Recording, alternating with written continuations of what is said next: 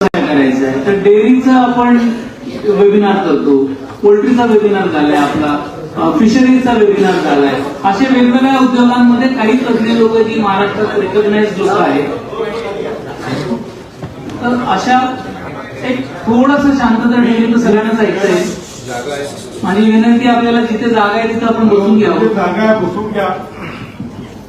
विनंती करतो की कंटिन्यू राहू दे.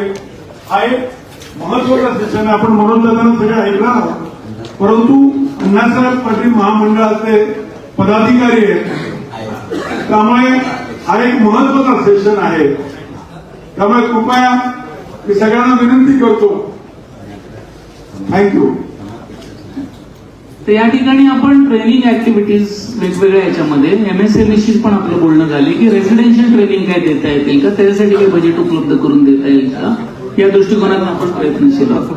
दुसरं एक महत्वाचं आहे की याच्यामध्ये काही गोष्टी अशा निदर्शनास आल्या होत्या की एका व्यक्तीने एका मोबाईल नंबरवरनं 866 LOI जनरेट केले. 350, 400, 500 LOI जनरेट होतात. आणि मग त्या माणसाला सगळे आमचे नोटिफिकेशन किंवा मेसेजेस जातात आणि लाभार्थी वेगळाच राहतो, त्याला माहितच नसते आपलं ऍप्लिकेशन कुठे. त्या लाभार्थ्याची डिपेंडन्सी त्या माणसावर वाढते. काही नगरमध्ये, अहिल्यानगरमध्ये आणि काही नाशिकमध्ये असे हे आले की परस्पर बोगस प्रकरण केली एजंटनी, लाभार्थ्यांचे पैसे स्वतःच्या खात्यावर वळवून घेतले.